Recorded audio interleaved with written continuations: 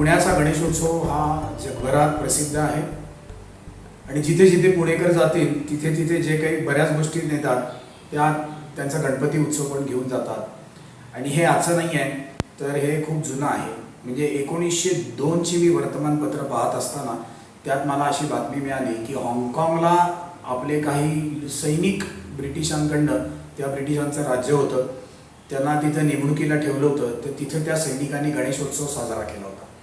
किंवा महाराष्ट्र मंडळाचे संस्थापक आहेत जे शिवरामपंत दामले, कॅप्टन शिवी दामले म्हणून ओळखले जायचे, ते दुसऱ्या वर्ल्ड वॉरमध्ये आपला देश इंग्रजांकडनं लढत होते आणि तिथे फ्रंटवर म्हणजे जिथं युद्ध आहे तिथं सुद्धा त्यांनी गणेशोत्सव साजरा केला होता. की काय वाटेल ती परिस्थिती आली तरी मराठी माणूस गणेशोत्सव विसरत नाही. किंबहुना मराठी असण्याची जी काही लक्षणं आहेत त्यात तो भाद्रपदात गणपती उत्सव साजरा करतो की नाही हे एक मोठं लक्षण आहे. पुण्यासारख्या ठिकाणी तुम्ही जर का आज आलात 15-20 वर्षापूर्वी तर ते प्रकर्षाने जाणवायचं की जिथे शहराची हद्द वाढत जायची, मग तिथे रस्ते नसायचे, इमारती पूर्ण नसायच्या, वीज आलेली नसायची, पाणी आलेलं नसायचं, पण तिथं हमखास एक गोष्ट बघायला मिळायची, ती म्हणजे त्या भागातलं गणपती उत्सव मंडळ. काही नसलं तरी त्या तिथे मात्र गणपती उत्सव हा चालू झालेला असायचा.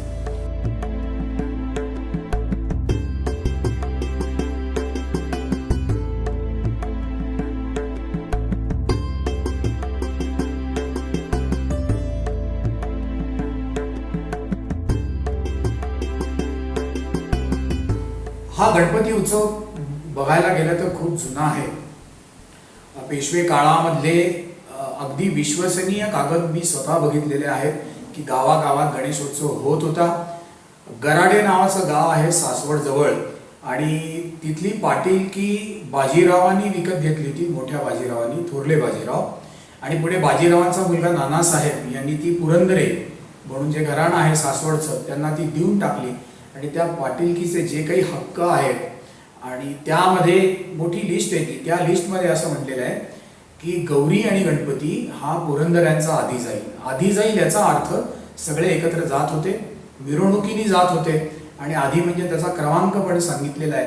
आता ही गोष्ट नानासाहेबाच्या काळातली म्हणजे 1760च्या आधीची आणि पाटीलकीच्या हक्कामध्ये ते कलम आलेलं आहे. याचा अर्थ महाराष्ट्रामध्ये छोट्या छोट्या गावात, आता सासवड जवळचं गराडे नावाचं गाव पुण्यातल्या सुद्धा अनेकांना माहिती नसेल, पण त्या गावात सुद्धा गणपती उत्सव साजरा होत होता.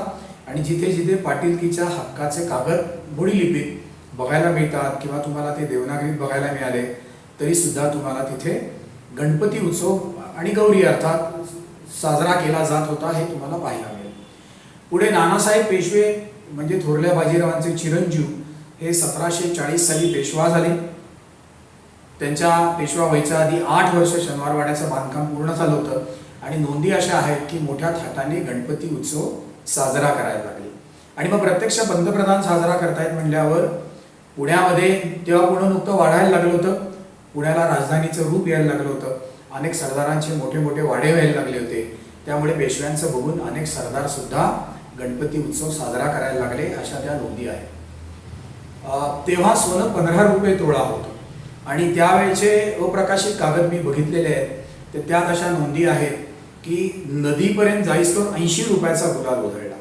म्हणजे आजच्या भाषेत तुम्हाला सांगायचं तर 2.5 लाख रुपयाचा गुलाल.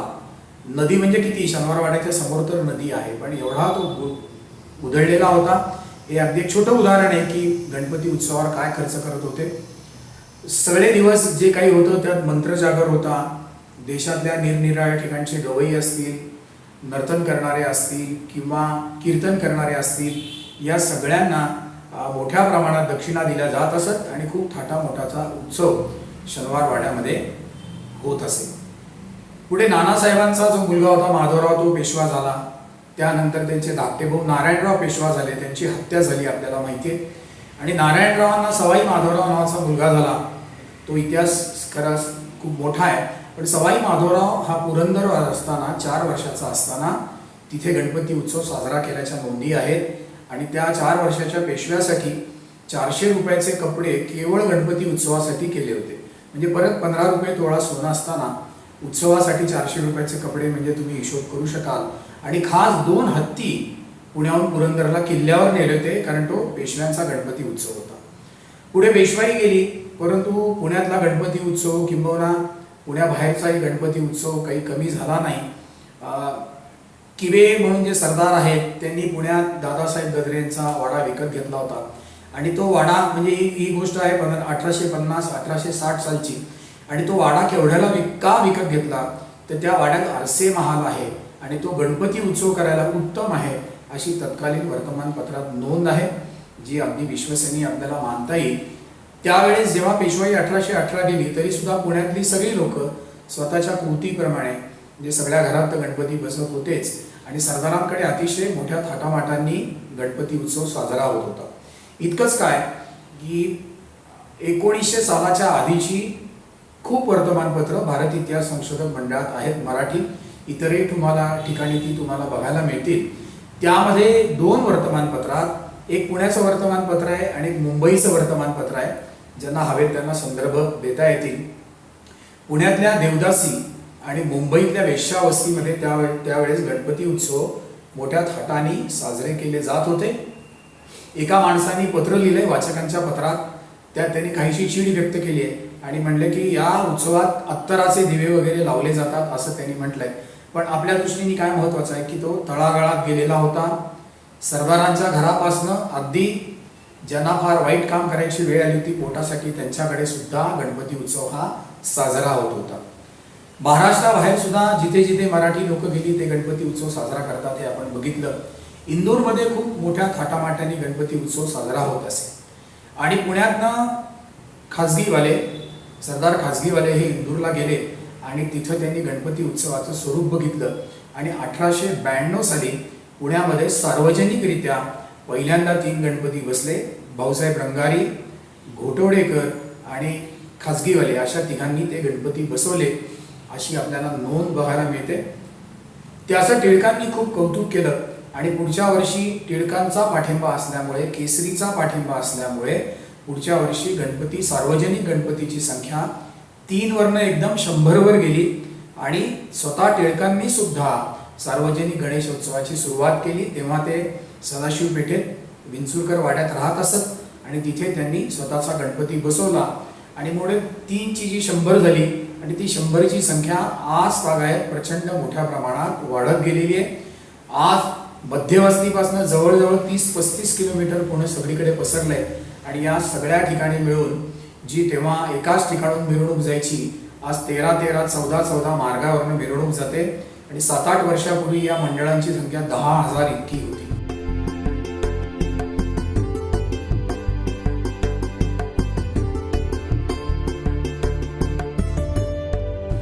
घरात तर गणपती बसवतातच लोक, पण घरातल्या गणपती बरोबर सार्वजनिक ठिकाणच्या गणपतीला सुद्धा कोणी विसरत नाही. याच्या पलीकडे पुण्यामध्ये जेवढ्या शाळा आहेत त्या शाळांमध्ये सुद्धा सार्वजनिक गणपती स्थापन केला जातो. मग तो 5 दिवसाचा असेल, 7 दिवसाचा असेल. जेवढ्या गृहरचना संस्था झाल्या आहेत तिथे सुद्धा गणपती असतो. वस्तुतः गृहरचना संस्थांमधल्या सगळ्यांच्या घरात गणपती बसत असतोच, पण त्या सोसायट्यांमधली, गृहरचना संस्थांमधली लोक एकत्र येऊन सुद्धा गणपती उत्सव साजरा करत असतात आणि मोठ्या मोठ्या सोसायटींमध्ये जाऊन ते दृश्य बघण्यासारखं आहे. गणपती उत्सव फक्त महाराष्ट्रात किंवा भारतातच पसरला असा नाही. त्या काळच्या कराचीमध्ये असेल, लाहोरमध्ये असेल, ढाक्यामध्ये असेल खूप मराठी माणसं राहायची आणि त्यांनी बसवलेल्या गणपतीचे वृत्तांत किंवा थेट फोटोज, वृत्तांत तुम्हाला केसरीमध्ये वाचायला मिळतात जुन्या, जे अजूनही केसरी वाड्यात त्यांनी अंक जपले.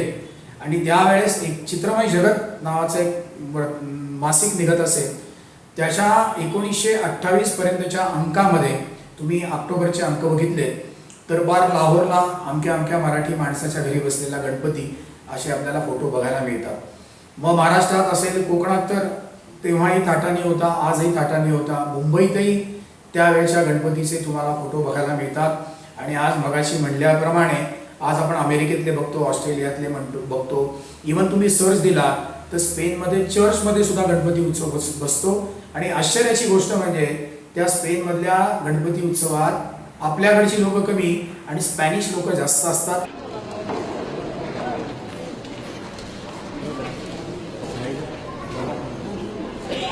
Buenas tardes. de San Marina, la más hermosa y divina flor. Sálvame, Señora, y llévame siempre al último perdido de Liceo hasta el Rocío, marisma eterna de Pentecostés.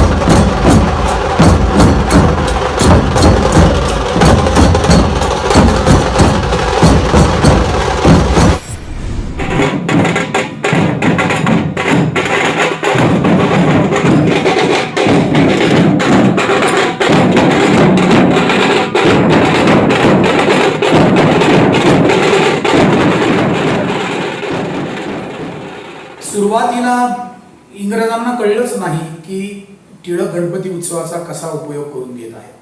त्यावेळी कुठलंही भाषण द्यायचं असेल किंवा लोकांमध्ये जागरूकता करायची असेल तर ब्रिटिशांनी कडक निर्बंध घातले होते. पण टिळकांनी अतिशय हुशारीने गणपती उत्सवामध्ये ही सगळी भाषणं असतील, जागृती असतील, ही सुरुवात केली. आणि अनेकांचं असं मत होतं की हे काही वर्षाचीच नाटकं आहेत आणि बंद पडतील, पण तसं झालं नाही. गणपती उत्सवावर अनेक आपत्ती आल्या, पण गणपती उत्सव आज सगळ्यात थांबला नाही. अगदी सुरुवातीला 1897 साली पुण्यामध्ये प्लेग आला आणि मला खूप उत्सुकता होती की प्लेग आधीपासून होता का नंतर आला. पण आज जसा करोना चायनामधनं आला आहे तसा प्लेगही चायनामधनं आला होता. तो 1897च्या आधी म्हणजे 96च्या ऑक्टोबर जानेवारी महिन्यात मुंबईला आला, तिथनं पुण्यात आला आणि प्रचंड भडका उडला. पुण्यामध्ये तेव्हा 1 लाख लोकसंख्या असताना जवळजवळ 150 माणसं रोज मरत होती. ते 4.5% लोक एका महिन्यात मरत होती. आजच्या तुलनेत ते प्रमाण खूप होतं.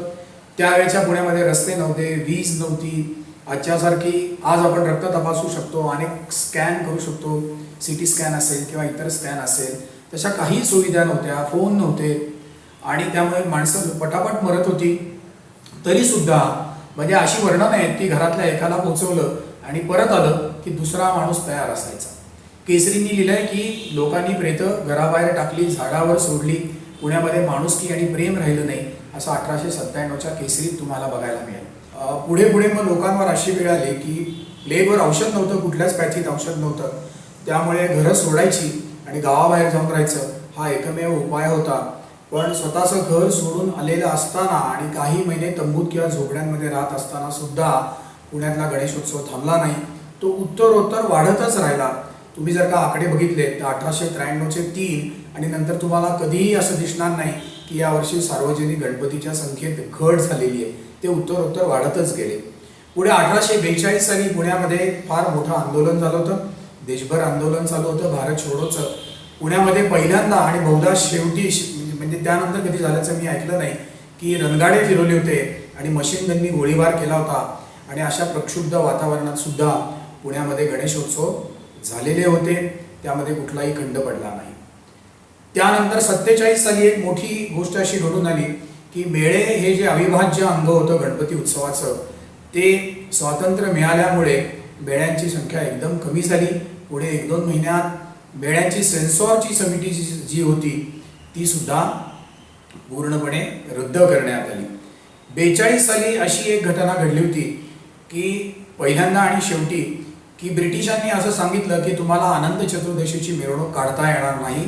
आम्ही सांगू तेवढ्याच लोकांनी, तेवढ्याच मंडळाचा त्या लोकांनी त्याच मार्गाने जायचं, सगळ्यांनी एकत्र जायचं नाही. सगळ्या पुण्यातल्या लोकांनी याचा निषेध केला. अनंत चतुर्दशीला धर्मवीर डावरे म्हणून जे रस्ता पेठेत होते ते आणि केळकर या लोकांनी मात्र न जुमानता मिरवणुका काढल्या. त्यांचा पुण्यामध्ये प्रचंड सत्कार झाला. प्रत्येक रस्त्यावर त्यांच्या गळ्यात मोठे हाराचे ढीग पडले, लोकांनी गुलाल उधळला, जय जयकार केला. पण दुसऱ्या दिवशी त्यांना ब्रिटिशांनी उचललं, सप्टेंबरमध्ये तुरुंगात टाकलं. ते डिसेंबरमध्ये तुरुंगात होते. तेव्हा केसरींनी असं प्रसिद्ध केलं होतं की जोपर्यंत एकत्रित जाऊन देत नाहीत तोपर्यंत जायचं नाही. त्यामुळे तुम्ही अक्षता टाकून गणपती आहे त्याचं तिथेच विसर्जन करा, किंवा तुम्हाला शक्य नसेल तर तुमची मोठी मूर्ती केसरीमध्ये आणून ठेवा. पुढे 40 दिवसानंतर सगळ्यांची एकत्रित परवानगी केसरीचं जे नियामक मंडळ ट्रस्ट होतं त्यांना देण्यात आली. आणि पुण्याच्या इतिहासात पहिल्यांदा असं घडलं की अनंत चतुर्दशीनंतर कोजागिरी पौर्णिमेला सगळ्यांची एकत्रित मिरवणूक निघाली, असं मात्र कधी झालं नव्हतं. पण त्याच्या आधी 1-2 असेही गमतीचे प्रसंग झाले होते की काही लोक टिळक पंचांग मानत असत, आता ते प्रमाण खूप कमी झाले, आणि काही लोक नेहमीचं दाते पंचांग मानत असत. त्यामुळे 29 साली पुण्यामध्ये 2दा गणपती उत्सव झाला होता. अशी 2-3 वर्ष आहेत की पहिल्यांदा टिळक पंचांगवाल्यांचा झाला आणि महिन्याभराने दुसऱ्या मंडळांचा झाला. आणि त्यावर्षी कसबा गणपतीच्या ऐवजी जे पहिले बसले होते त्या जोगेश्वरी मंडळाचा गणपती हा मिरवणुकीत अग्रभागी गेला होता. आता मिरवणुकीचा क्रम का झाला तर 93 साली 100 गणपती झाल्यावर वाद व्हायला लागला की कोणी पहिलं जायचं. तेव्हा लोक टिळकांकडे गेले. टिळकांच्या विषयी मनात लोकांचा अत्यंत पूज्यभाव होता. टिळकांनी सांगितलं की कसबा आहे आपलं ग्रामदैवत आहे, त्यामुळे कसबा पहिला जाईल. जोगेश्वरी हे दुसरं ग्रामदैवत आहे, त्यामुळे जोगेश्वरी दुसरा जाईल. आणि त्यानंतर अगदी शेवटी त्यावेळेचं रे मार्केट, म्हणजे आता ज्याला मंडईचा गणपती म्हणला जातो तो, नंतर दगडूशेठ हलवाई ज्याला बाहुलीच्या हौदाचा गणपती, आणि त्याच्या आधी बहुरंगारी असा टिळकांनी ठरवून दिलेला जो क्रम आहे तो आज तागायत राहिलेला आहे. आणि मग पुढे काळाच्या ओघामध्ये आपण आता बघतो की गुरुजी तालीम, नंतर तुळशीबाग आणि केसरीवाडा हे पण मानाचे गणपती काळाच्या ओघामध्ये आपल्याला झाल्याचे दिसून येतात.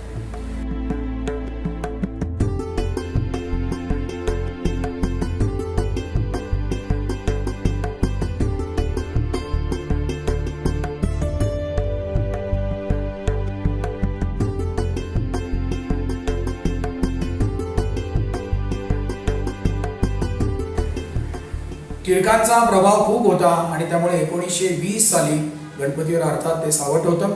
मगाशी म्हणलं तसं की मंडळामध्ये जी वर्तमानपत्र आहेत किंवा गणपती उत्सवावर जे पहिलं पुस्तक लिहिलं ते नेनेघाटाचे धुंडीराज दीक्षित म्हणून होते, जे 1892 पासून 1942 पर्यंत गणपती उत्सव सांभाळत होते. त्यांनी त्यांच्या डायरीज आणि केसरीमधले वृत्तांत बघून पुस्तक लिहिलंय. त्यामध्ये त्यांनी असं लिहिलंय की 1 वर्ष टिळकांना अटक झाली होती आणि पुण्यामध्ये गणपती बसतात की नाही अशी परिस्थिती होती. आणि टिळक आदल्या दिवशी सुटले तर लोकांनी असं ठरवलं होतं की नाही बसवायचा गणपती. आणि त्यांनी लिहिले की मी केसरीवाड्यात गेलो तर टिळकांनी विचारलं काय कशी चालली आहे तयारी, उद्या बसतोय ना गणपती. म्हणे तत्काळ आम्ही नेने घाटावर आलो, रात्रीच सगळी व्यवस्था केली आणि दुसऱ्या दिवशी गणपती बसवला. आणि टिळकांनी त्यावेळेस आदल्या दिवशी गावात फेरी मारली तर जी लोक गणपती उत्सव करायला नाखुश होती टिळक नसल्यामुळे, त्यांनी रात्रीच सगळी तयारी केली आणि गणपती उत्सव केल्याचं आपल्याला दिसून येतं. अशाच पद्धतीचं वार्तापत्र तुम्हाला मुमुक्षू नावाचं वर्तमानपत्र आहे जे पांगारकर काढत असत, तेही भारत इतिहास संशोधक मंडळात आहे, त्यामध्ये तुम्हाला वाचायला मिळेल. त्यात त्यांनी म्हटलंय की यावर्षी गणपती उत्सव होतो की नाही अशी परिस्थिती होती, पण टिळकांनी गावात एक फेरफटका मारल्यावर सगळी लोक कामाला लागली आणि दुसऱ्या दिवसापासून गणपती उत्सव चालू झाला. म्हणजे एक माणूस काय घडवू शकतो याचं ते अत्यंत मोठं उदाहरण आहे. गणपती उत्सवावर त्यानंतर आलेलं मोठं संकट म्हणजे 1961चं पानशेतचं होतं. जुलै महिन्यात दुसऱ्या आठवड्यात पानशेतचा पूर आला. नदी काठापासनं नारायणपेठ, शनिवारपेठ इथे अनेकांची घरं वाहून गेली. पुढे 6-6 हजार कुटुंब ही शाळांमध्ये राहत होते, पण तेव्हाही गणपती उत्सव थांबल्याचं तुम्हाला दिसून येत नाही. सार्वजनिक गणपती इथं बसलेच, पण अनेक लोकांना नवी पेठेमध्ये मिलिटरीनी घरं बांधून दिली होती पत्र्याची, त्याला निसेन हट्स असं म्हणत असत. म्हणजे त्यावेळची अशी वर्तमानपत्रात वर्णनं आहेत की तिथे वीज आलेली नव्हती, पण लोकांनी त्या घरात प्रवेश केला, तो गणपती घेऊनच प्रवेश केला आणि तिथे सुद्धा गणपती उत्सव साजरा करण्यात आला. पुढे 1965 साली पुण्यामध्ये फार मोठी दंगल झाली होती. ज्या दिवशी गणपती बसले त्या दिवशी पाकिस्तानने भारतावर हल्ला केल्याची बातमी आली आणि त्याच दिवशी मंडईमध्ये काही दुर्घटना घडल्यामुळे पुण्यामध्ये प्रचंड मोठी दंगल झाली आणि गणपती उत्सवात पहिल्यांदा असं झालं की संपूर्ण गणपती उत्सवा काळात ब्लॅकआउट होता. संध्याकाळी 4 नंतर मांडव बंद करायचे, मांडवांना पडदे लावायचे. ब्लॅकआउट आजच्या पिढीला कळणार नाही. त्यावेळी 71च्या युद्धात सुद्धा ब्लॅकआउट झाला होता. जुन्या लोकांना आठवत असेल की शहरातले सगळीकडचे दिवे बंद करायचे. एक प्रकाशाचा टिपूस सुद्धा बाहेर आला नाही पाहिजे. कारण का, आता शत्रूची विमानं तुमचा प्रकाश बघून हल्ला करू शकतात, अशी तेव्हा परिस्थिती होती. आता इतकी टेक्नॉलॉजी पुढे गेली आहे की माणूस घरात बसून तिथे न बघता सुद्धा काही सोडू शकतो. पण तेव्हा ब्लॅकआउटची गरज होती आणि तो ब्लॅकआउट गणपती उत्सवातच आला होता. त्यामुळे सर्व दिवस गणपती 4च्या आत मांडव बंद होत होते. आणि अर्थातच पोलिसांनी सांगितलं की अनंत चतुर्दशीची मिरवणूक ही 4च्या आत संपवायची. आणि दंगल आल्यामुळे कर्फ्यू पण होता.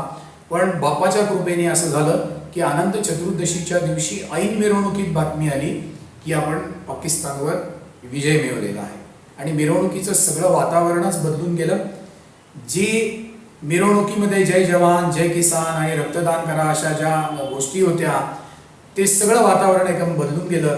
आणि बाप्पाने आपल्याला जाता जाता एक विजयाची मोठी बातमी दिली. याचा सगळ्यांना अत्यंत मोठा आनंद होता. आणि तोपर्यंत पुण्यातली दंगलही शमली होती. पण जातीय दंगल असेल, कर्फ्यू असेल, ब्लॅकआउट असेल, युद्ध असेल, गणपती उत्सव काही थांबत नाही. मग भले त्याचा थाटमाट कमी होत असेल, मिरवणुका कमी होत असतील, खर्च कमी होत असतील, पण आज जिथे जिथे मराठी माणूस जातो किंवा इतर सुद्धा जे गणपतीचे भक्त आहेत, ते भाद्रपद महिन्यातलं हे जे व्रत आहे, जे आपण आता उत्सव म्हणून करतो, ते आपण कधीही विसरत नाही. आणि तुम्ही कधी पुण्यामध्ये आलात तर 1 महिना आधी सगळीकडे गणपतीचे स्टॉल लागलेले असतात. बरोबर गोकुळ अष्टमीला दहीहंडी येते आणि गणेशोत्सवाचं जे वातावरण, जी गणपतीमय भक्ती होते, ते वातावरण स्विंग घ्यायला लागतं. आणि गणेशोत्सवाच्या काळात ते परमावधीला पोचलेलं असतं. मग मांडवातला गणपती असेल, अनंत चतुर्दशीला घरातला असेल, तो गेला की सगळीकडे शब्दशः भकास वाटायला लागतं. लोकांना सुनं सुनं वाटायला लागतं, लोकांना वाईट वाटायला लागतं. ही गणपतीची भक्ती असल्याचं किंवा टिळकांसारख्या महापुरुषांनी जो गणपती उत्सव घरात पोचवला, त्याचंच हे अत्यंत मोठं द्योतक आहे.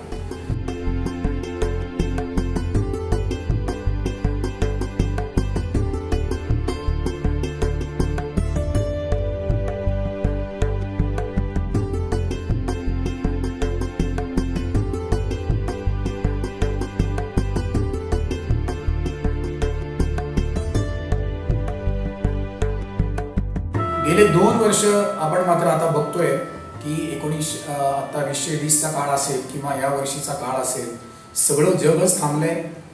सुरुवातीचे करोनाचे 3 महिने तर आपण घरातच बसून होतो.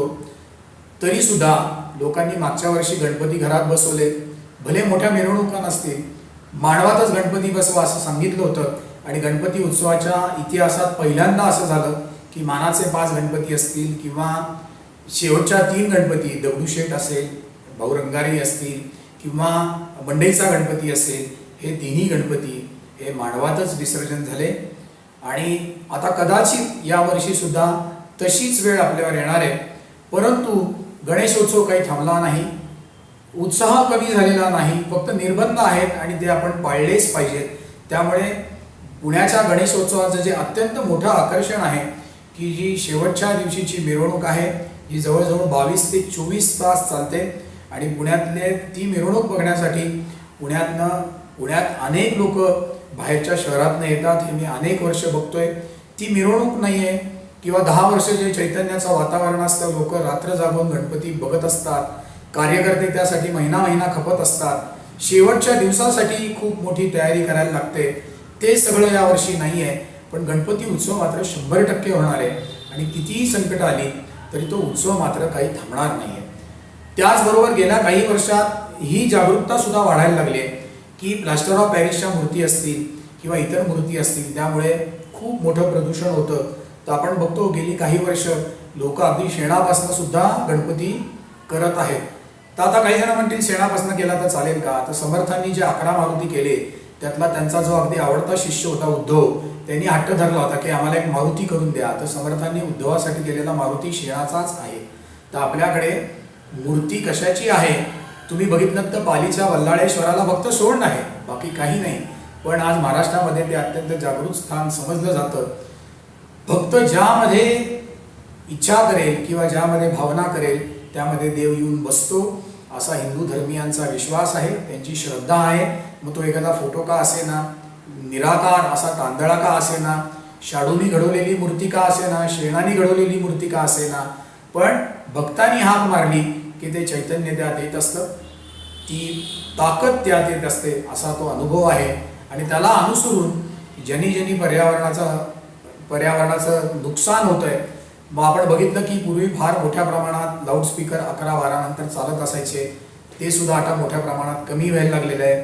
गुलालाचं प्रमाण हळूहळू कमी व्हायला लागलेलं आहे. प्रचंड संख्येने लोक येतात, प्रत्येकाची आवड निवड वेगळी असते, त्यामुळे सवयी लावायला थोडा वेळ लागतो, पण फार मोठ्या प्रमाणामध्ये ज्या अनिष्ट प्रथा होत्या त्या दूर होत आहेत. आणि गणेशोत्सवाचं जर का अनेक टीकाकार आहेत, मला त्यांना एकच गोष्ट सांगायची आहे की तुम्ही एक सार्वजनिक गणपती मंडळ स्थापन करा आणि किमान 25 वर्ष चालवून दाखवा मला. शेवटच्या दिवशीची मिरवणूक काढण्यासाठी काय मॅनेजमेंट करायला लागते हे तुम्हाला कळलं तरी खूप झालं. 10 दिवस गणपती बसवायचा ही तर फार मोठी गोष्ट आहे आणि यासाठी सगळा समाज एकत्र आलेला असतो. मला माहिती आहे की रास्ता पेठेमध्ये डॅनियल एलायजा बेंजामिन नावाचे गृहस्थ होते, ते ज्यू होते, त्यांना मी भेटलो. ते म्हणले माझा मुलगा ओरेन इथल्या गणपती मंडळाचा अध्यक्ष.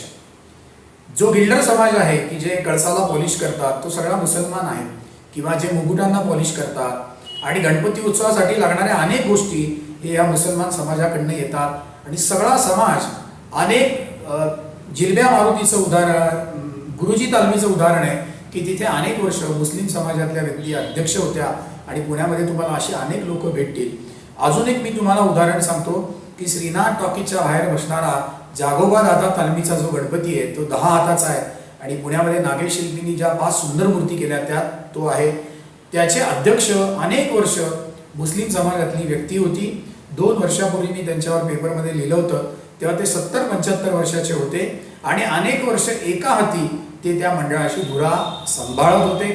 त्यासाठी पैसे गोळा करणं, प्रचंड पाऊस आला तरी त्या मांडवात आपला गणपती भिजला नाही हे बघणं, रात्रभर गणपतीचे दागिने तुम्ही त्याची राखण करणं, रोज गणपतीची तुमच्या पूजा झाली पाहिजे, वर्षभर ती मूर्ती तुम्ही सांभाळून ठेवणं आणि आपला गणपती जास्तीत जास्त लोकांपर्यंत कसा जाईल या ईर्षेने काम करणं, ही सर्वधर्मीय लोक या उत्सवात काम करत असतात. त्यामुळे तो एका पद्धतीने सर्व समाजाचा उत्सव आहे. गेले 2 वर्ष सगळ्या समाजाला एकत्र यायला मिळालेलं नाही आहे, पण मला अशी आशा आहे की पुढच्या वर्षी बाप्पा हे करोनाचं संकट घालवेल आणि त्यांनी बरंच काही आपल्याला शिकवायला हे करोनाचं संकट आपल्याला आलं असावं. त्यातनं आपण आता भरपूर शिकलो आहे, अजूनही शिकत राहू आणि आगामी काळात परत पहिल्यासारखा गणपती उत्सव पुण्यातच नाही तर आपल्याला सगळीकडे माहिती आहे की मुंबईचा राजा असेल किंवा परदेशातले आपण बघत असू, मगाशी म्हणलं तसं स्पेनमध्ये असेल, मॉरिशसमध्ये असेल, महाराष्ट्रातल्या सर्व शहरात असेल, परत एकदा गणपती उत्सव अतिशय मोठ्या थाटामाटानं साजरा होईल. परत एकदा तरुणांना काम करायला मिळेल, परत एकदा तरुणांना वाजवायला मिळेल, परत एकदा तरुणांना नाचायला मिळेल, अशी मी गणपतीच्या चरणी प्रार्थना करतो आणि इथे थांबतो.